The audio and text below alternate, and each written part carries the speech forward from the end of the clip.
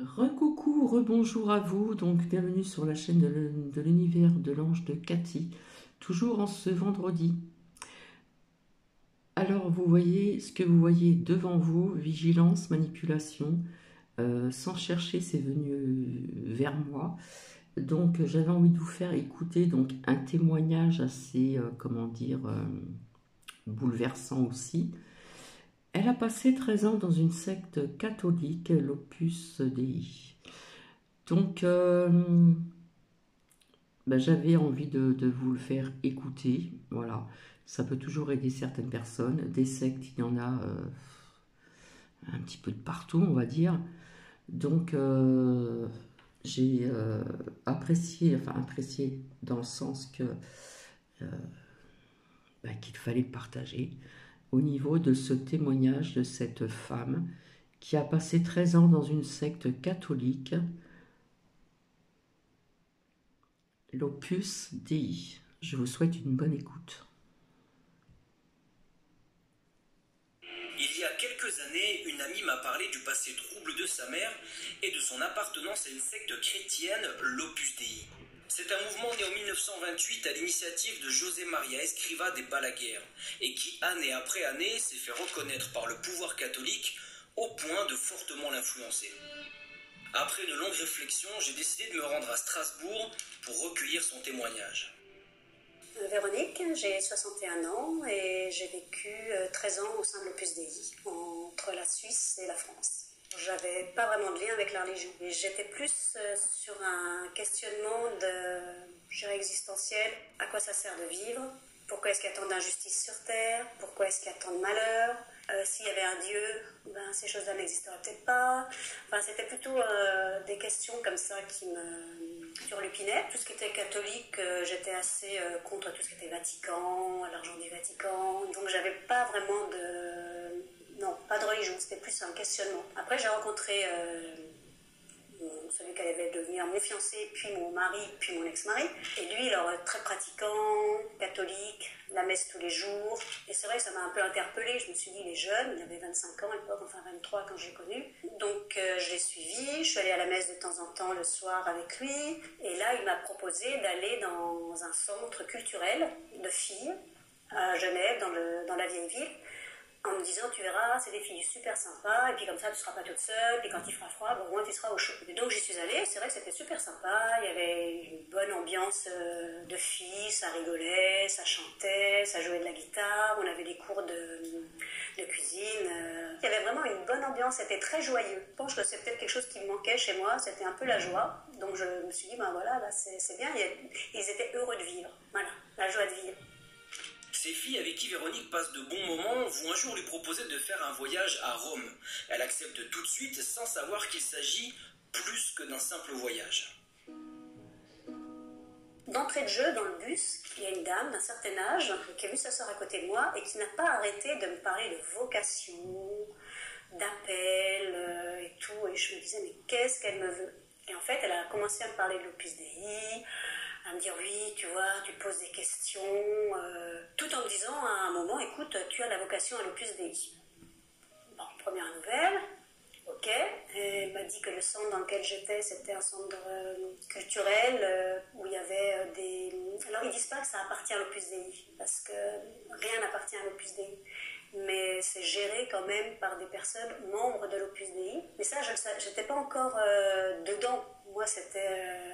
la couture, c'était les chants, c'était le fait de trouver des filles sympathiques, quoi. Puis après, on était dans une espèce d'auberge de jeunesse.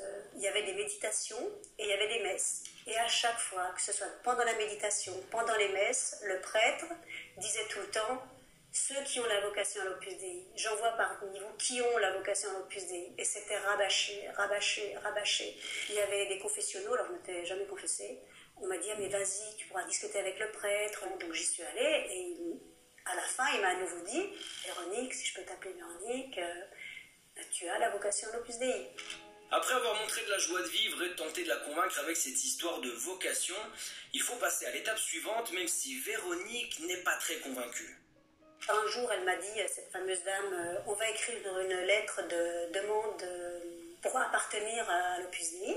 Donc il fallait l'écrire au centre à Rome, je crois. Et alors là, je ne savais pas quoi mettre. Parce que quelque part, j'avais pas plus envie que ça d'être dans l'Opus Dei. Je connaissais pas beaucoup. Le curé, c'était quand même des curés en soutane. Je trouvais ça bizarre. Souvent, c'était la messe d'eau au peuple. C'était pas du tout ce que j'avais connu. Et donc, je lui ai dit, écoute, je sais pas quoi mettre. Donc, elle m'a écrit la lettre. Elle me l'a dictée. Alors, je pourrais plus vous dire ce que j'ai mis dedans, mais je demandais d'appartenir à l'Opus Dei. J'ai daté, j'ai signé. Et la lettre est partie. Et c'est là qu'a commencé la retombée rude. C'est que du jour au lendemain, cette dame ne m'a plus adressé la parole. Après sa demande, Véronique observe un changement de comportement chez tous les gens qu'elle fréquentait. Mais elle n'est pas au bout de ses surprises. Le truc qui m'a le plus marqué à l'époque, c'est qu'on était au Vatican, dans la cour de Saint-Pierre, là. Pour aller à ce fameux truc à Rome, il y avait le côté féminin qui était parti et le côté masculin. Et dans le côté masculin, il y avait mon fiancé. Et à un moment, il y a le pape qui commence à apparaître, là, et il est suivi par mon fiancé.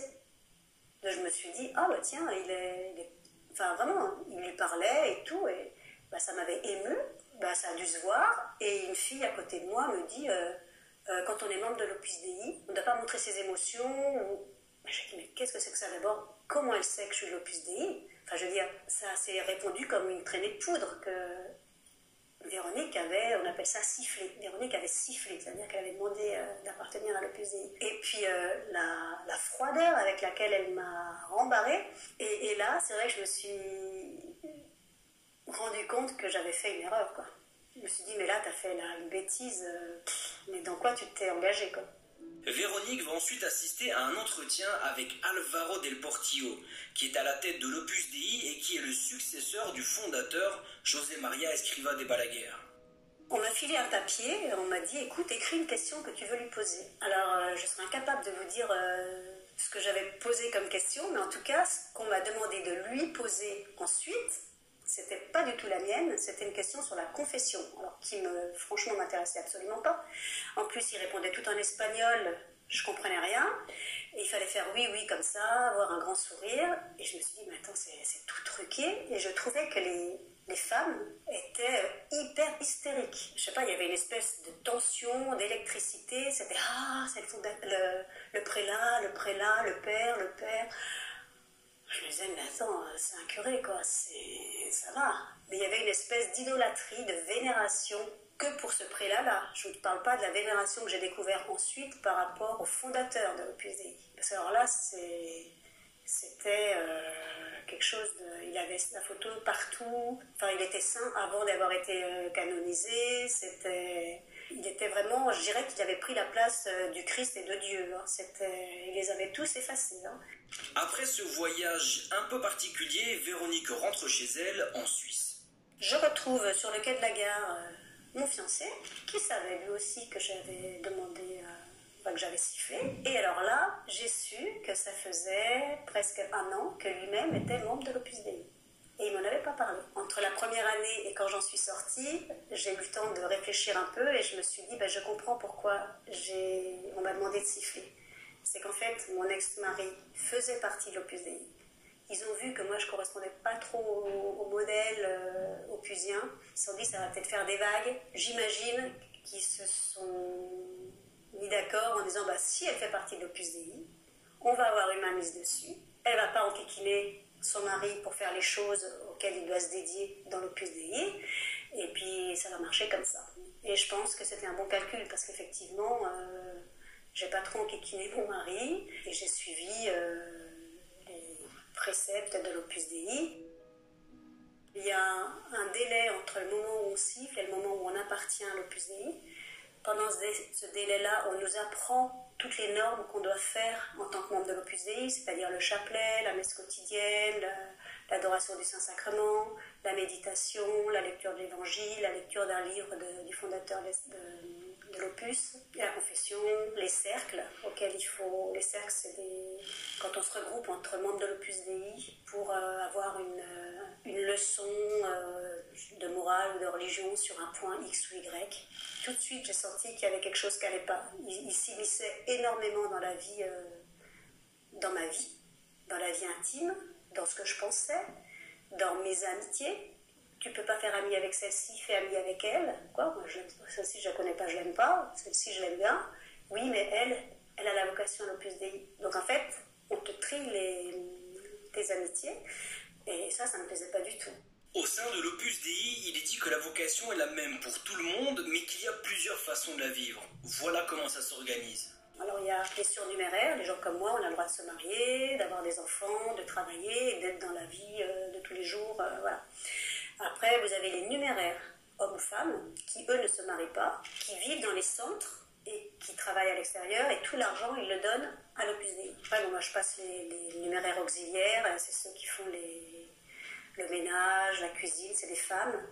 Et elles font le ménage, la cuisine dans les centres féminins et dans les centres masculins, en évitant toujours de rencontrer un homme. Parce que ça, c'est une interdiction entre membres féminins et masculins, on ne se rencontre pas. Interdiction d'avoir un geste de tendresse avec mon mari, c'est-à-dire qu'on ne se donne pas la main. Il ne faut pas donner des pensées mauvaises au pauvre monsieur numéraire, voilà, qui lui a fait, non pas un vœu de chasteté, parce qu'il n'y a pas de vœu, mais voilà, qui a quand même choisi la chasteté. Et, voilà.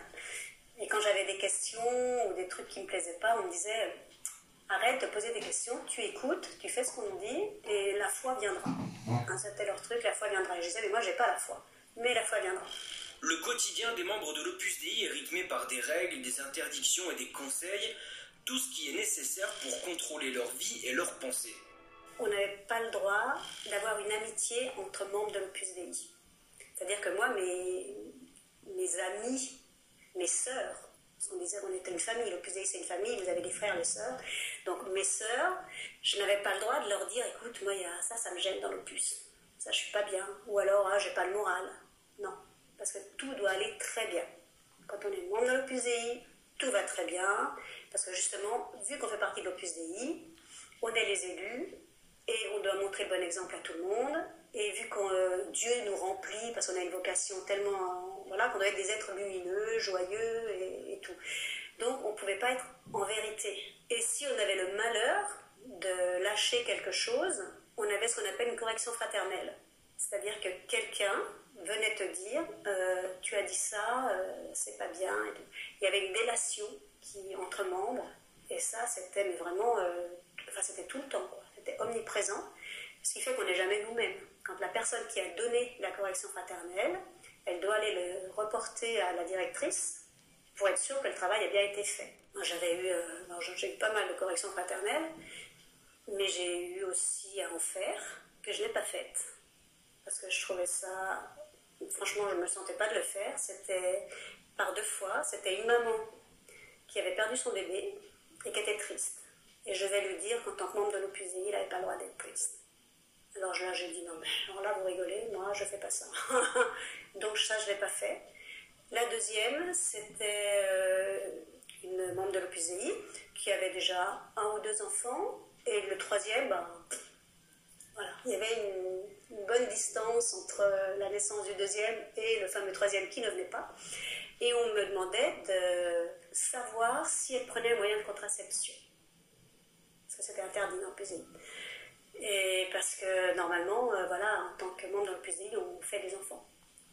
Donc, et là, ça traînait, donc il se posait la question. Et moi, je me suis dit, mais attends, je ne vais pas poser cette question-là. D'abord, ça ne me regarde pas. Et puis non.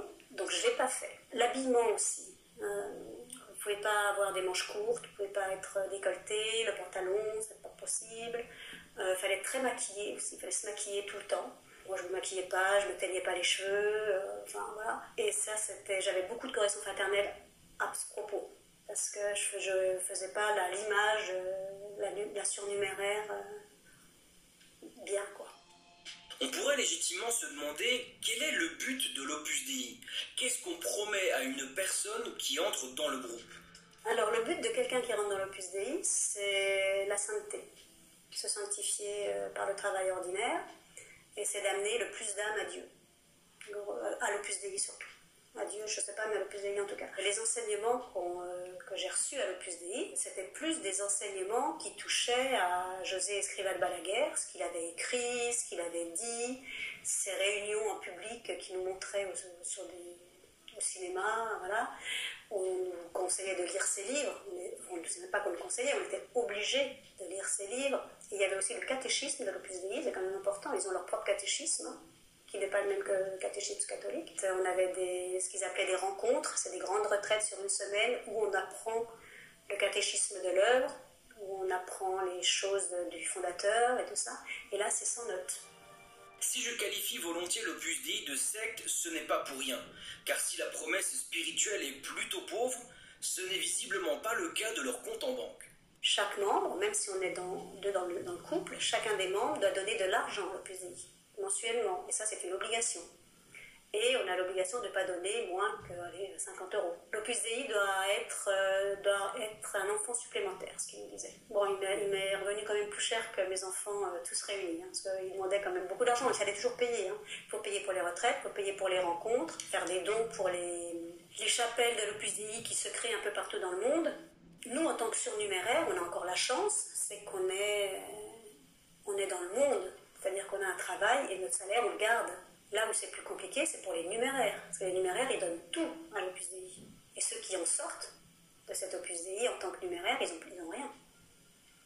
Ils n'ont rien du tout. Leur compte en banque, il est zéro. Ils doivent justifier de leurs dépenses pour que le centre dans lequel ils vivent leur donne l'argent qu'il faut pour acheter, je ne sais pas, elle dit que vous avez besoin d'une paire de chaussettes, vous allez dire j'ai besoin d'une paire de chaussettes, et vous allez amener le ticket de caisse.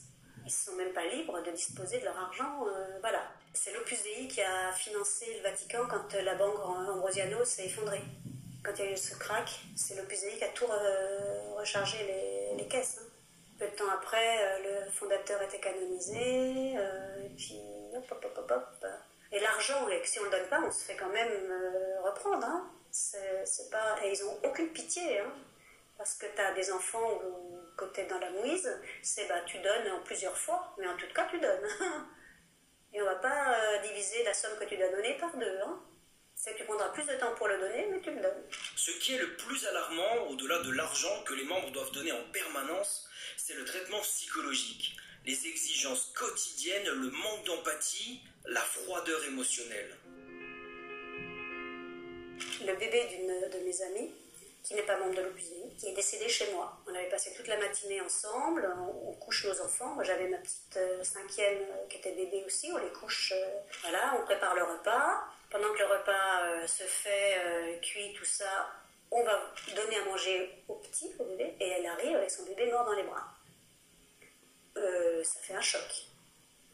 On fait le massage cardiaque, voilà, on appelle les secours et tout, ça c'était en Suisse.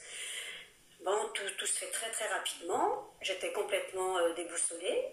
Et le mardi, c'est le jour où il y avait le cercle à Genève.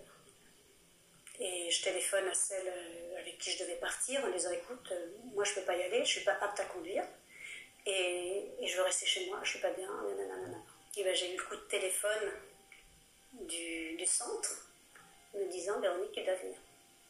Mon comportement n'était pas digne. Donc j'y suis allée.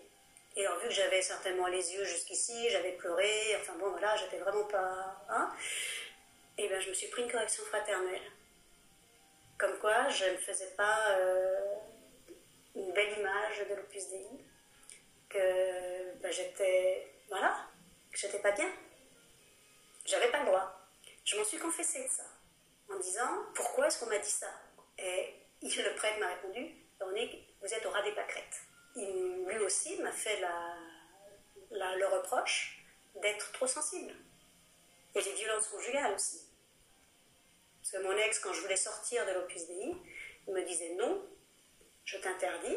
Et donc, il était hyper violent. Je m'étais confiée à un prêtre de l'Opus Dei qui m'avait dit c'est ta croix, tu la portes, tu ne dis rien et tu ne te plains pas. Et il savait ce qui se passait au sein de la maison. Ils n'ont jamais rien fait. Et ça, moi, je veux dire, il était quand même très très violent, mon ex-mari. Et je veux dire, ça c'est de la non-assistance à personne en danger. Hein. Mais pour eux, c'était normal. Personne n'a bougé le petit doigt. Dans les missions d'un membre de l'Opus Dei, il y a le prosélytisme. prosélytisme, c'est-à-dire amener le plus de personnes possible dans la secte. Mais il y a une autre façon de recruter, bien plus efficace, un peu plus longue, mais surtout bien plus perverse. Quand on est surnuméraire, on est appelé à avoir une famille nombreuse. Quand vous avez les 2 parents membres de l'Opus Dei, qu'est-ce qui se passe? Les enfants, ils suivent. Donc ça fait quand même un vivier de vocations futures. Et beaucoup de familles opusiennes ont des familles nombreuses. 3, 4, 5, 9. J'ai une famille je connais, ils ont 16 enfants. Ils vont tous dans des clubs de jeunes. Ils voient leurs parents aller à la messe tous les jours. On emmène nos enfants à la messe tous les jours. Ça se marie entre membres, ou ça devient numéraire. Et tout ça, ça s'auto-alimente. À partir de 7 ans, je crois, ou 8 ans, chez les filles, il y avait un petit club pour les petites filles. Chez les garçons, un club pour les garçons. Aussi, et ça c'est quand même assez chose grave, certaines choses, les enfants ne doivent pas en parler à leurs parents.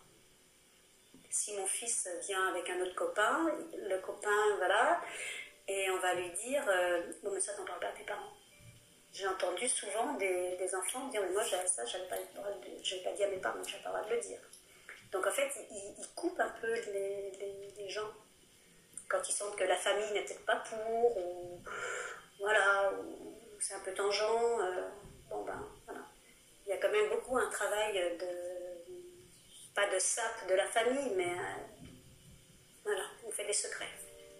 Une quête spirituelle assez pauvre, des comptes en banque bien fournis, un contrôle très poussé sur la vie et la psychologie de ses membres, l'Opus Dei a tout d'une secte, même si, d'après ce que j'en ai compris, elle n'est pas considérée comme telle et que l'organisation s'en défend régulièrement.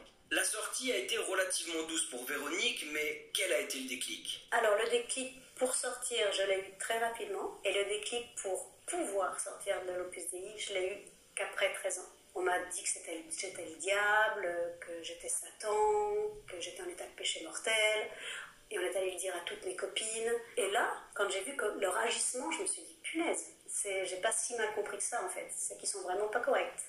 Tout de suite, j'ai voulu en sortir. Alors, le problème, c'était que mon ex-mari, mon mari à l'époque, ne voulait absolument pas entendre parler de ma sortie de l'Opus Dei parce que ça aurait été une honte pour lui. Donc voilà.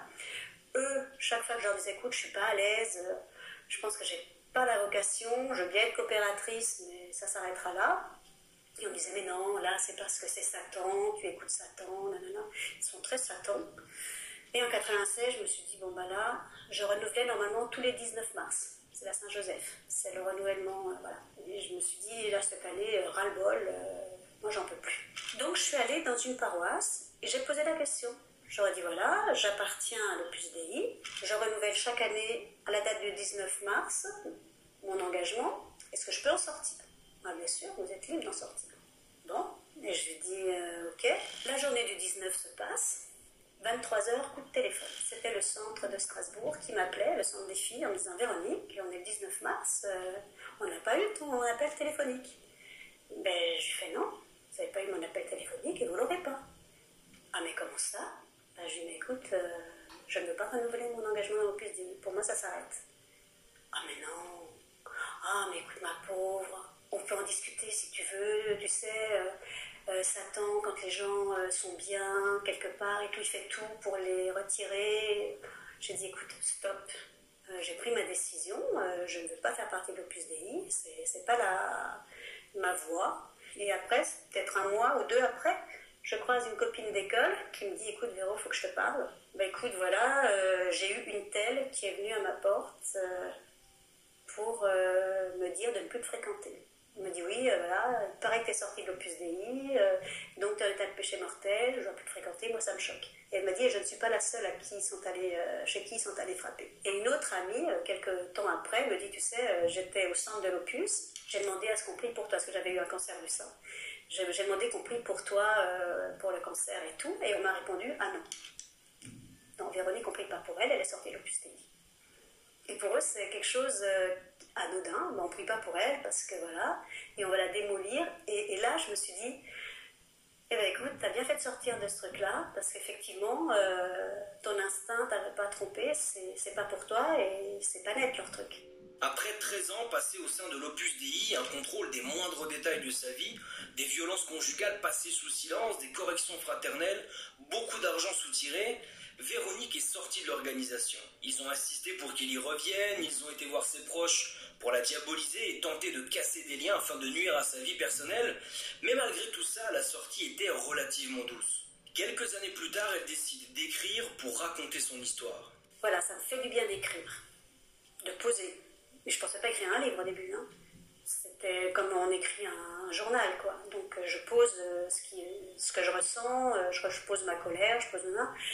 Et puis après, je me suis dit, mais attends, si ça m'est arrivé à moi, ça peut arriver à d'autres, et ça a pu arriver à d'autres aussi. Donc ça serait peut-être le moment que quelqu'un parle. Je m'étais dit, tiens, pourquoi pas faire un article. Mais tout ça, c'était du projet. Mais pour moi, c'était un projet, c'était plutôt un rêve, parce que je me disais, je ne vais jamais écrire un bouquin, je connais personne. Et puis en fait, de fil en aiguille, en allant sur des sites, en me renseignant avec d'autres personnes qui sont sorties de l'Opus Dei, tout ça a fait que finalement, j'ai une journaliste qui m'a contactée, elle a lu l'article, et 2 jours après, elle m'a dit, écoutez, Albin Michel demande si vous seriez d'accord d'écrire un livre. Ah j'ai dit, oui, bien sûr. Et là, pour le coup, c'est devenu plus une chose pour prévenir. Et s'il y en a qui l'ont vécu, il faut qu'elles en témoignent aussi. Il ne faut pas se taire. Sur cette chaîne YouTube... Donc voici, ça fait presque une demi-heure. Donc devant vous, vigilance, car manipulation. Allez, je vous laisse, à très bientôt.